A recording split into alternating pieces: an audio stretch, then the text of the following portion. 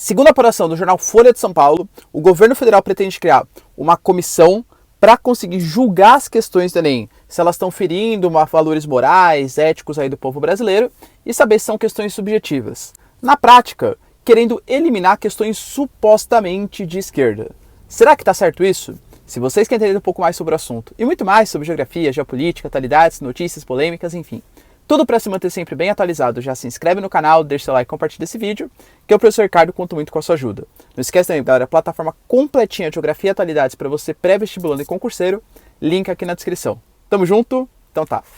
Bom, galera, é o seguinte, ó, a gente sabe o governo Bolsonaro é um governo conservador, ou pelo menos um governo que se diz conservador, há sérias críticas em relação a isso, e que ele nomeou o ministro da Educação, depois de uma série de ministros, agora o Milton Ribeiro, que também parte dessa premissa, se diz ali um ministro conservador. E a gente sabe que esse governo federal, mesmo antes de ascender à presidência, né, o Bolsonaro e tal, ele sempre criticou o Enem, falou que o Enem era uma prova de esquerda, tal, essas coisas, né? Quando ele foi eleito, particularmente duas questões, tanto o Bolsonaro como o Milton Ribeiro, duas questões chamaram bastante atenção dessas duas figuras políticas, que foi a questão do Pajubá. Para quem não sabe, galera, uma questãozinha do Enem, que falava sobre o dialeto Pajubá, que é um dialeto praticado por um grupo ali de travestis, e falava também sobre a do ano passado, que era uma questão que explorava a diferença salarial entre a Marta e o Neymar, né, a diferença salarial no mundo do futebol. Tá vendo, professor? Precisa criar esse filtro ideológico. Por quê?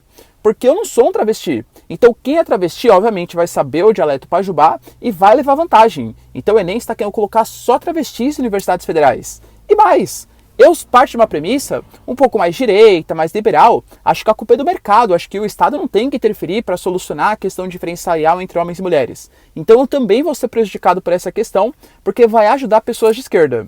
Cara, você pode até pensar isso. Mas eu aposto com você. Leia as questões antes de sair divulgando esse tipo de pensamento. Quero que você leia as questões. Leia a questão que falava sobre o dialeto Pajubá.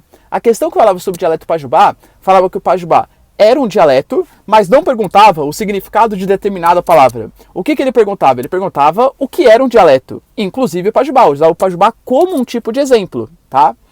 Ou seja, é uma questão tipicamente de português, técnica de português, científica de português. Ou mesmo a questão da diferença salarial entre homens e mulheres, entre a Marta e o Neymar. Aí é uma pergunta, galera, convenhamos, extremamente simples, tá? De verdade, muito, muito simples. Que a resposta estava na premissa que o futebol, aqui no Brasil, os homens eles são mais valorizados, são mais vistos, passam na televisão, tem mais torcida, etc. E que isso refletia uma diferença salarial. Aí, se você é de esquerda ou de direita, ele não fala para você solucionar isso, promover políticas públicas, criar cotas, etc. Não tinha nada disso. Era só para você fazer uma averiguação do que existe na sociedade. E de verdade, eu desafio você que discorda desse fato, que o Enem não é uma prova de esquerda, etc. Eu quero que você ache para mim uma questão que se você tiver um pensamento marxista, de esquerda, tal, você vai vantagem sobre alguém que é liberal. Eu quero que você ache uma questão do Enem que fala sobre esse assunto. Você não vai encontrar. Sabe por quê? Porque o Enem é uma prova séria, galera. Eu particularmente, tenho várias críticas ao Enem, tá? Porque o Enem é o exame nacional do ensino médio e cada vez mais ele se mostra conteudista. Não acho que deveria ser dessa maneira. O Enem deveria partir de uma premissa de capacidade de interpretação de texto e capacidade de raciocínio lógico e matemático, além de alguns pontos ali importantes para geografia, história, né, outras áreas do conhecimento, mas não uma prova conteudista. Hoje o Enem, ele parte da premissa muito mais de uma dificuldade grande, não porque a questão em si ela é difícil, né, etc. Mas sim porque a linguagem que o Enem utiliza, ela é tão complexa, tão difícil, os termos tão complicados e textos tão longos para um curto espaço de tempo, que eu acho que ele acaba perdendo um pouco da sua intenção, da sua intencionalidade, que é fazer um exame nacional do ensino médio, ou seja, pegar como ensino médio num nível nacional. Com certeza, para o melhor aluno, né, o aluno de um colégio particular, dos mais caros tal, já vai ter dificuldade de fazer a prova justamente por conta disso que eu falei. Um aluno ali, galera, que teve acesso a um ensino péssimo, que é a grande maioria da população brasileira, dos jovens brasileiros, com certeza o Enem não se presta ao que ele deveria se prestar. Mas isso é um papo para outro vídeo, né? Fato é que essa criação desse comitê ideológico, o que ele vai causar? Primeira coisa, aumento dos custos. O Enem hoje, ele já passa por 7 etapas de verificação. Você tem um professor especialista que faz a questão e ele não faz da cabeça dele, né? Quem é o melhor presidente do Brasil? Lula, tá certo. Não existe esse tipo de questão, claro que não. Você tem que partir ali de algum tipo de pensador, um cientista valorizado na sua área do conhecimento, seja geografia, história, biologia, etc. E passa por 7 etapas de verificação. Você colocar mais uma comissão, mais um filtro ideológico, vai ser aumento dos custos, aumento da burocracia, enfim, né? Coisa que não deveria ser premissa de um Estado supostamente mínimo ali, tá bom? E outro ponto. Quando a gente fala de uma criação de um filtro ideológico para fazer uma prova sem ideologia, a gente tem que ficar bem atento, galera. Uma prova que se diz sem ideologia já é ideológica. Não existe prova, não existe comunicação sem ideologia.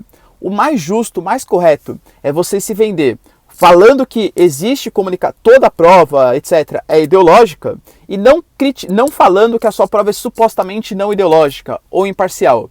Porque quando você se vende como imparcial ou não ideológico, você dá a entender que você é o detentor da verdade. Olha, eu sou a ciência, tá? Eu sou o certo. Então tudo que está contra mim é errado. Isso não me parece muito mais autoritário do que deixar claro para o aluno, olha, isso aqui pode ser lógico porque partiu de um cientista e toda a ciência parte de uma comunicação que tem suas experiências, os seus valores. Então sempre desconfia de tudo.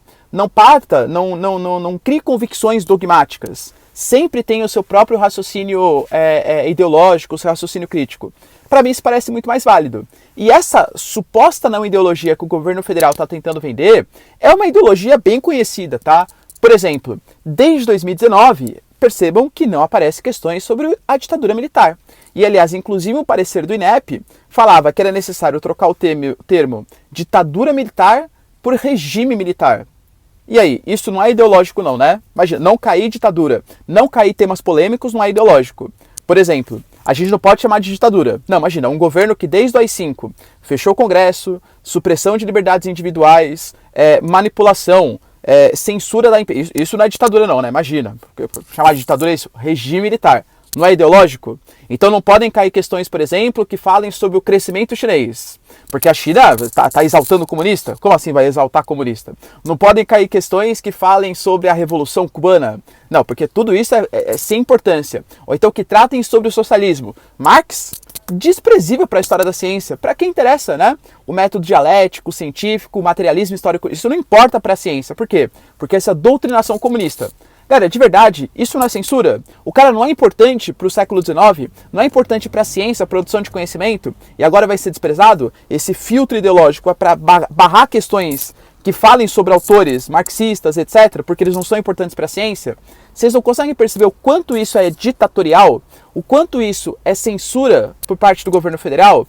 E se vender como uma prova mais técnica e não ideológica, já vai colocar um aluno que tem menos capacidade de interpretação de mundo, de abrangência de temas polêmicos. Vamos pegar na área de geografia. Então não pode mais ter questões, por exemplo, que falem sobre movimentos sociais do campo. Não pode. Sobre a estrutura fundiária brasileira, que é extremamente concentradora de terras. Pode ter questão que fale o quê? Sobre geologia, placas tectônicas, clima. Clima depende, né? Porque se falar do desmatamento da Amazônia, que está reduzindo o regime de chuvas e possivelmente provocando a crise hídrica que a gente vai ter também.